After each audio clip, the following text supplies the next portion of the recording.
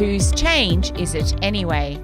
It depends on what perspective you're looking at it from, because often the CEO sees the starting point in one place and doesn't really realize that people in different parts of the organization are starting from somewhere else. So you have to do some research to figure out what change belongs to each of those different groups of people. And then you can say it's all of our changes, but it's a different change for everyone. Start at the very beginning. You start with your project sponsor, work out why you do it, and then we start incorporating everyone else. The business analyst, the project manager, the scrum master, the product owner, the product champion, the enterprise architect, the systems architect, and anyone else who needs to be involved to actually affect the change.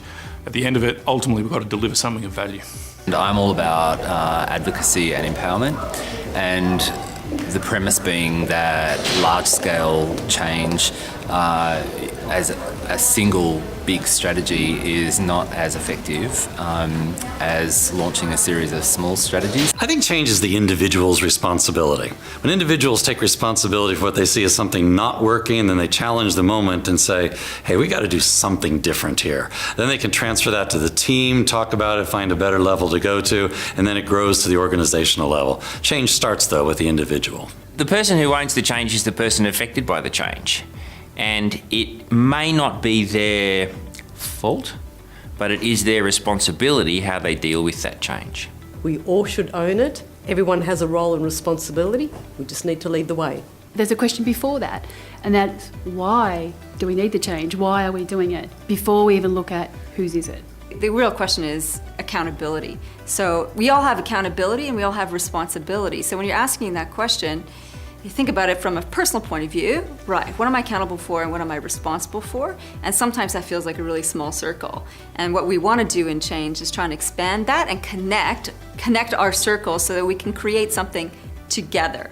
You have a very strong role to play in this, in that you're the architect, you're the champion, you're the doer. You're really harnessing the whole organisation around a particular piece of work. I actually believe it's everybody's change.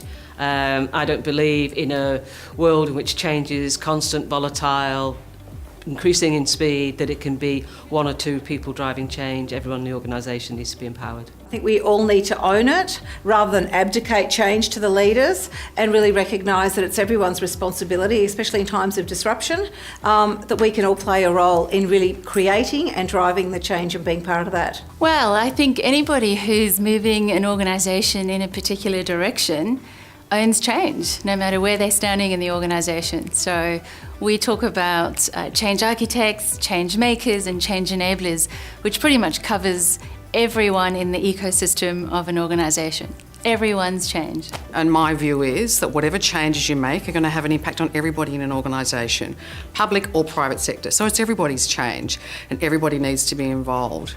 I think, as Sonia would be sure to tell you, one of the most critical things when you're going through change is communication. And my view is you can never not communicate enough. So it's everybody's change. In an organisation, you need to co-create, so involve the people who are impacted by the change in the design of the change.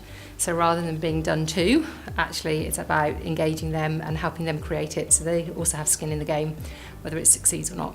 And they can also tell you where you're going off course.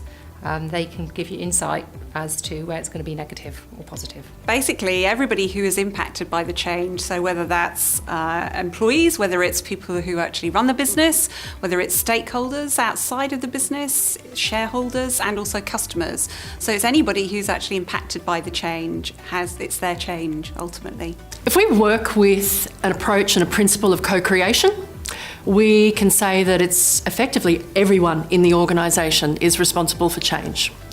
But if we're going to get pragmatic and we're going to get realistic, it's a leader who has accountability for the change. What I do know is it's never the change practitioner's responsibility to own the change. They're the roadies, not the rock stars.